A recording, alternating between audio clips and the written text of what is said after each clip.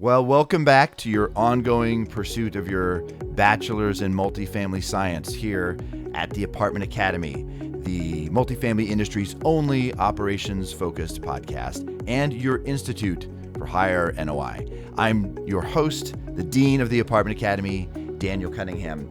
And today's guest lecturer here at the Academy was Ruth Nwaturuocha, who is Director of Operations at a company called LeavenWealth.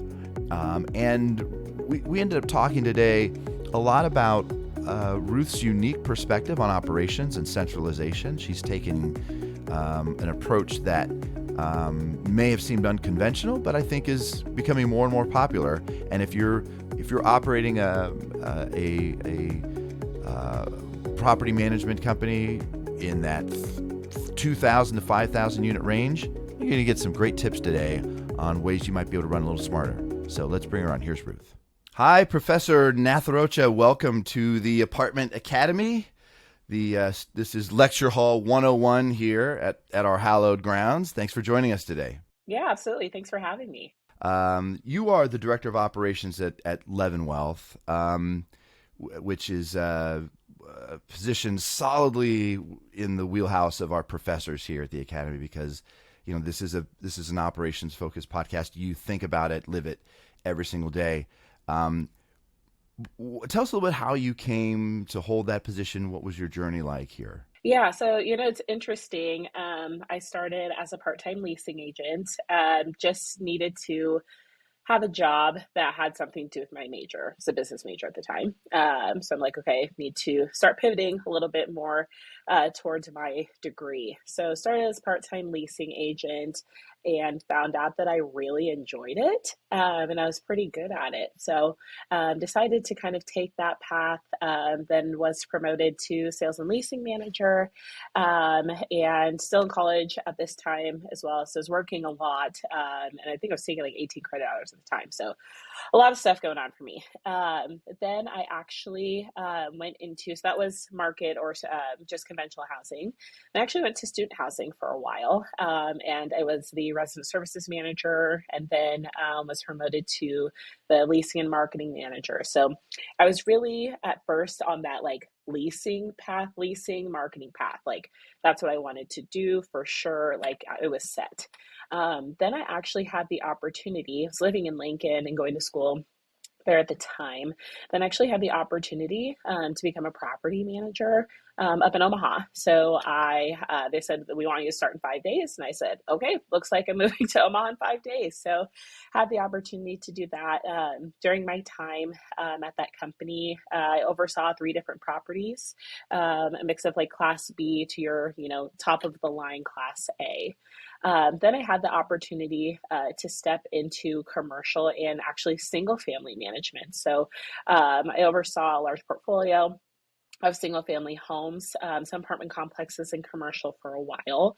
And then after that, I came to Bricktown Management and LeavenWealth, which Bricktown Management is our property management company that LeavenWealth owns. Yes. So started as the director of property management here, then went to director of asset management, and now I am here as the director of ops. By the way, Omaha High School graduate here, so always good to.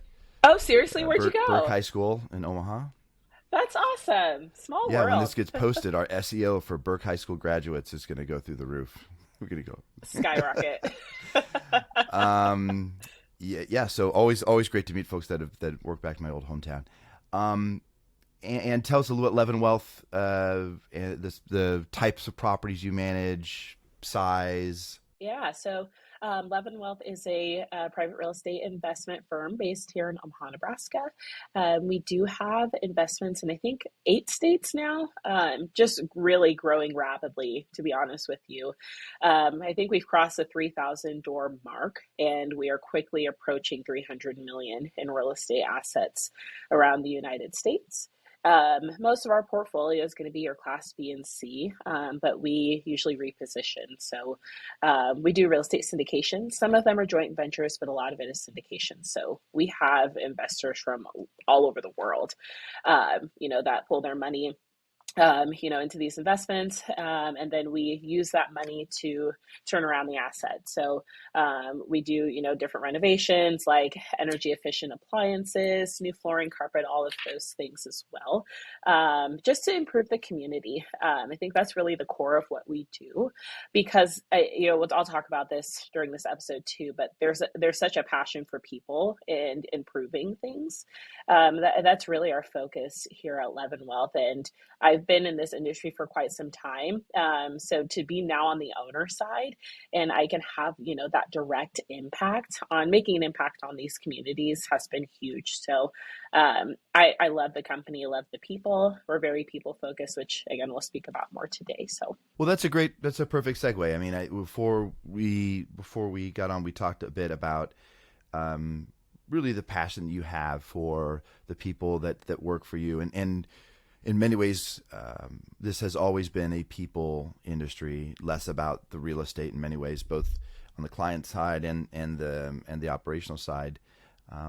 I was just at OpTech a few weeks ago, and people were probably the number one thing people that attendees were talking about, and that is from the perspective of how things have changed post COVID with the workforce, with multifamily, and the makeup and the demand and all kinds of things.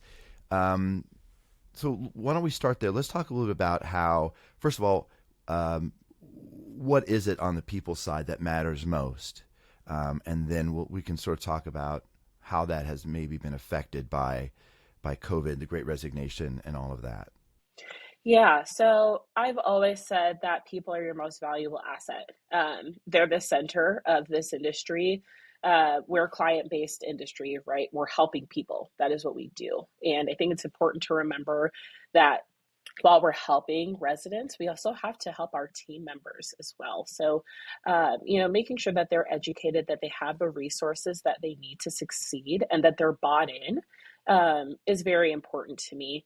I think some things that people don't realize in property management right away, or at least I honestly didn't realize the, depth of what I was doing until about 4 to 5 years in. You are running a multi-million dollar business, right? And some of us, depending on the level that we're at, can reach the billions. Um, and I think if you shift that view to that, right, that you are running a business instead of just, I don't want to say the word just managing a property, but it's not just managing a property. There's so many different aspects to this industry, and there's many things that people can learn that they can use in their personal lives as well. So making sure that my team fully understands the entire process, right?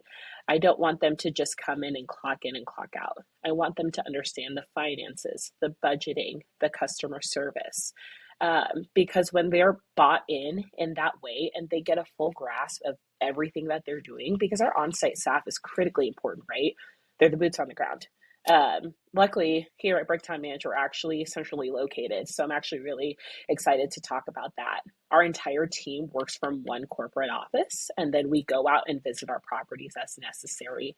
So to kind of roll back to answer your question, it's just have faith in your people, invest in them.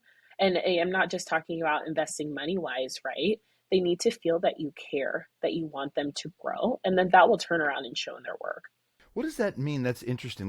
Let's dive into that a little bit. What does that mean that your entire office works centrally and visits the properties as necessary? Yeah, so in your typical property management company, and I should say that we're first party, meaning that we only manage what we own. So it's a little different from third party, right? So we do have our corporate office here in downtown Omaha, and my entire team works from here, whether it be leasing, operations, construction, maintenance. They're all based here.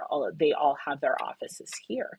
And then whenever we need to take a tour, or maintenance needs to do something, or construction needs to go look at a scope, then they go back out to that property and do whatever they need to do. But then they do report back here, whatever is necessary.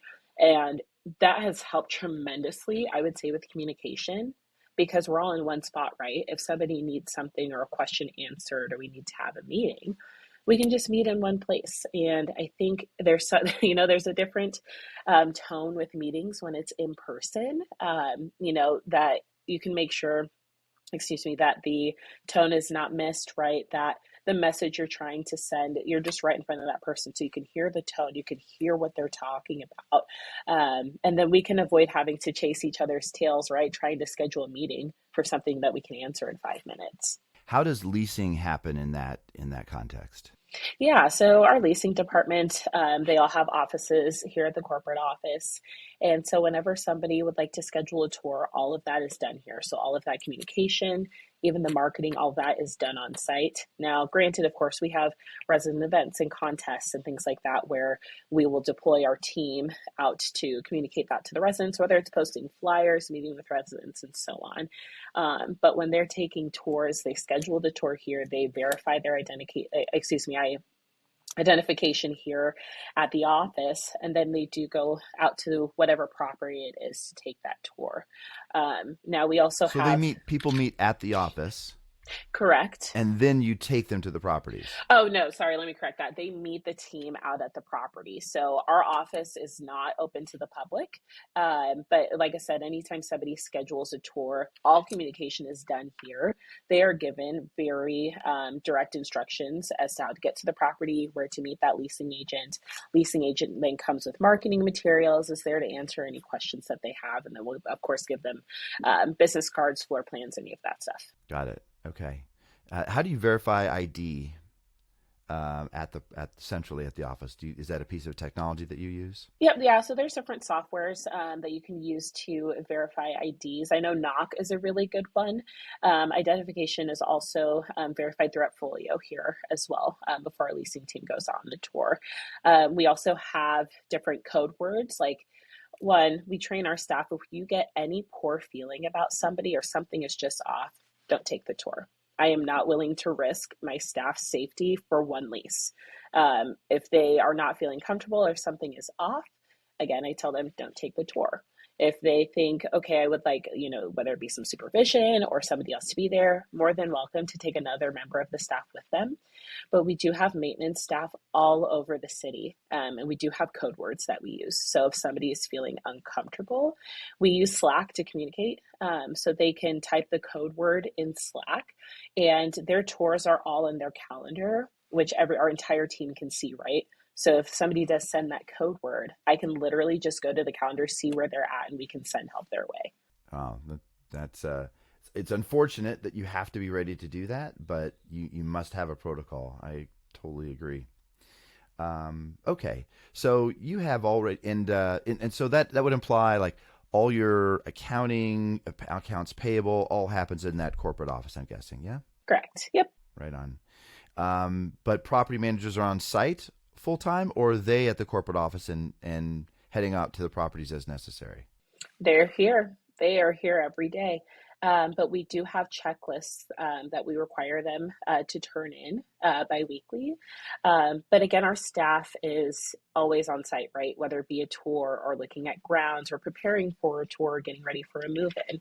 So we have a motto that's if you see something, say something. So if you see something's off, right, like, oh, hey, we need to get these bushes trimmed. Hey, the trash is pretty bad at this property. Can we get a bulk pickup? Our team is fantastic at communicating those items. That way, we kind of alleviate that fear some people may have of not having a property manager on site. Our staff is just trained to be, very vigilant. Really interesting model. I want to talk a little bit more about the technology that supports it. On the leasing side, when folks are coming in when folks are interested in a tour, are you using any kind of AI or chat bot to help set those tours? Is that all people right now? 100%? Most of it is people. However, we do have some automated responses, right, that our staff can set. So, for example, in Appfolio, if somebody inquires and would like a tour, there's an automatic response sent. There is a pre-qualification questionnaire that is sent to that we can get an idea of, what the prospect wants, what they're looking for, move-in data, and so on. We do use rent.com for our Facebook. They do have an AI system that can automatically respond to leads. We get very, very, very high volume of leads from Facebook. So having that AI there can, enable my staff to focus more on the leasing part as opposed to setting appointments. I'm sorry. This is yet another rabbit hole I want to go down. If you don't mind. I think I've never heard anyone say that they get a lot of leads from Facebook. What are you doing that's different that you think might be resulting in that, or what might be different about the Omaha demographic that they're going to Facebook? Why is that such a strong lead source for you guys? Yeah, so I think there's a couple of things with that. One, there's different groups that you can join on Facebook. Our leads don't just come from Marketplace. We join local groups that are like For Rent Omaha, For Rent Lincoln, or wherever we have a property. I think another big thing that helps us is that we post in two languages, in English and in Spanish. That has helped us tremendously. We also have Spanish speaking staff, that helps tremendously, one with inclusion and two with communication. Yes. Okay. Interesting. All right. So that's on the leasing side. On the ops side, you were talking about, I kept asked about this. You're talking about checklists of people. Like, what are you using to support the data gathering side in the field, tracking the checklists and the preventative maintenance and the stuff that they should be doing every day at the property level? Yeah, so we use Appfolio for our CRM, and Appfolio has so many different systems and checklists that you can use. We use the inspections checklist quite a bit, where you can literally upload photos. You can also upload a PDF checklist if you would like to use it. And some people like pen and paper. They like to go out to the property, write down the items from their checklist there. Then they come back to the office and upload it to the computer, whatever works best for them. But yeah, there's a lot of features that are in your CRM systems that you can use that keeps all the information in one central location. Yeah, still a lot of folks married to pen and paper. Sometimes it's good, but got to keep up with the times. Yeah, I've seen that. Okay, all right. So, all right, we're back on track. All right, so you have an interesting model that I'd say is largely centralized already. So sounds like you guys are well ahead of the curve on that front, and yet I'm sure that in some respects I don't want to put words in your mouth. Tell me how, or has the staffing plan, has the ability to recruit, have the availability of qualified workers, has that changed at all for you in your demographic there in Omaha, or in the Midwest, I guess, because now you're across more of the states in Nebraska? Has that changed at all for you through the pandemic? So do you mean like from a recruiting standpoint? From a recruiting standpoint, have you changed your makeup of staffing as a result of there being more difficult to find service managers, for example, than it was before? Yeah. So I would say maybe there's a couple of parts to answer that question. I think one, the centralization again has helped a lot with communication. And as far as recruiting efforts, people like that they have one central location to report to. It's not uncommon, especially in this industry, that you're kind of bouncing back and forth from this property to this property. You need to go fill in here, or what have you. It also helps when people need time off. We have regions for each of our maintenance staff, and then for our leasing staff as well too. But if someone's going to be gone, it's rare that you have to find someone to cover for you, because we have several staff here that can help you for a couple of days, right? It's different when you're on site, especially if you're a one-man show on site. It's really hard to take time off because you have to find somebody to cover for you. And we don't run into that issue here, just because we are just such a team, and centrally located, again, helps significantly with that. I would say the biggest thing that I kind of look for too, when interviewing people is efficiency. And sometimes that can be taught too, right? So making sure that we are providing our staff with tools to make them efficient. So, having the inspections in Appfolio, having some AI help, using the CRM we call Appfolio. It's just our Bible. That's where I go to look for everything. So the staff knows that, if they need to do something, report something, make notes, it's all in one central place. And I'll emphasize communication again and again, especially in this industry. I think I've seen such a divide between the corporate office, right, and the on-site team. And I think that could really hurt culture. And we don't have that difference here. Everyone's at corporate, whether you want to call it corporate, whether you want to call it the central office. Everybody's here. So it's rare that there's a disconnect, again, because I can, step 5 feet and go talk to a leasing agent, or they can come into my office and ask me a question anytime they need to. Yeah, you hear that all the time. That the quote unquote corporate doesn't understand what's happening. Corporate doesn't.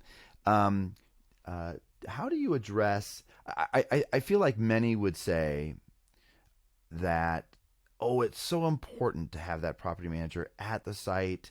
The people have to see them.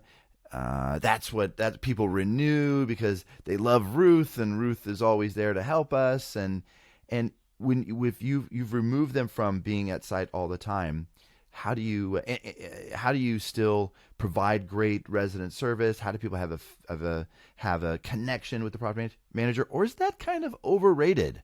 Maybe the community and the resident events that are happening there are actually more important than the person. How would you answer that? Yeah, so I would say, building and maintaining relationships with residents, it doesn't always have to be in person.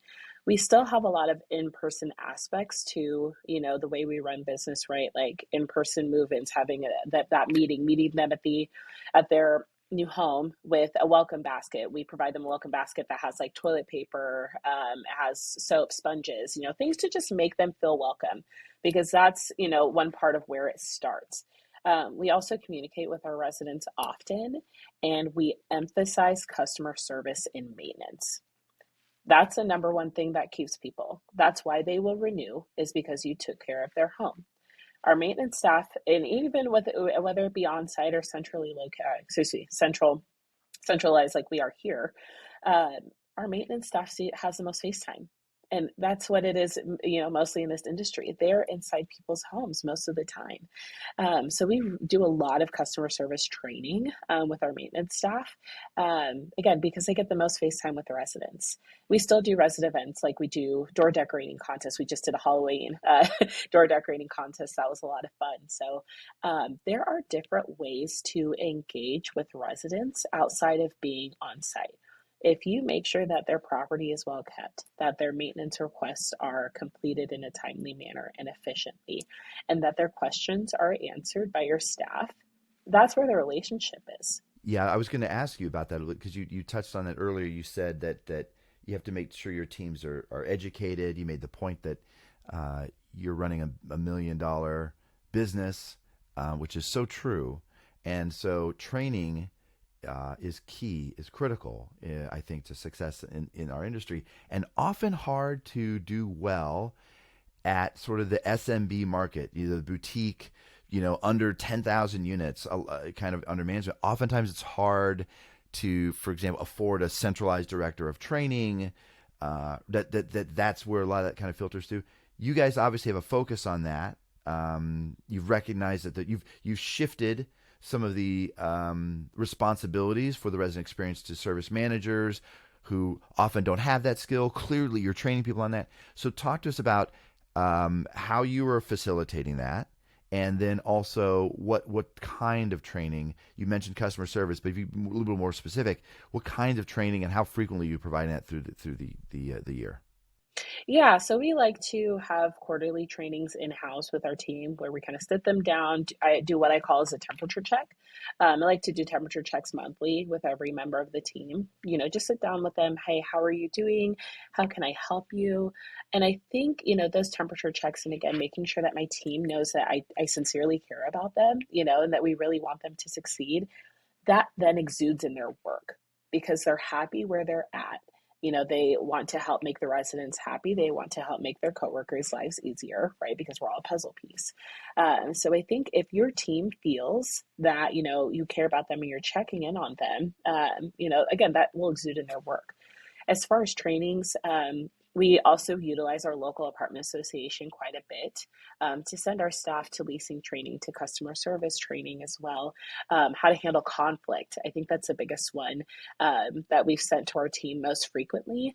And, we tell our team all the time, most of the time, somebody just wants to be heard.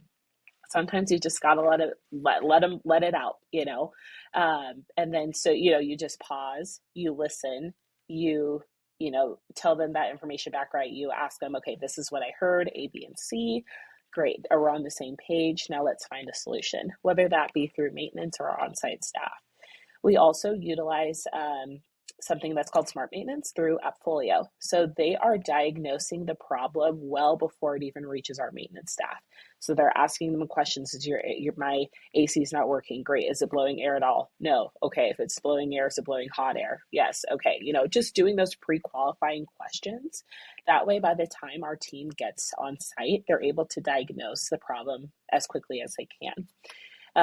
Also sending our team to fair housing training yearly. That is an absolute requirement. Just making sure that everybody is staying compliant with local and federal laws as well too.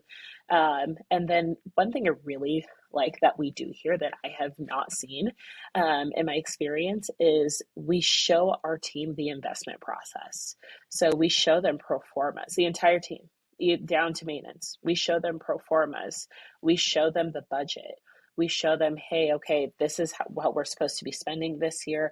Is there any way you can find savings? Okay, hey, I've had 5 ACs continuously go out at this property. How many more do you think are going to go out? Hey, is this part going to be discontinued in the next couple of years? Do I need to budget for that?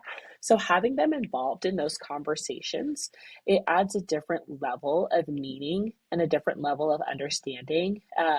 Again, that I wish I would have got well earlier in my career.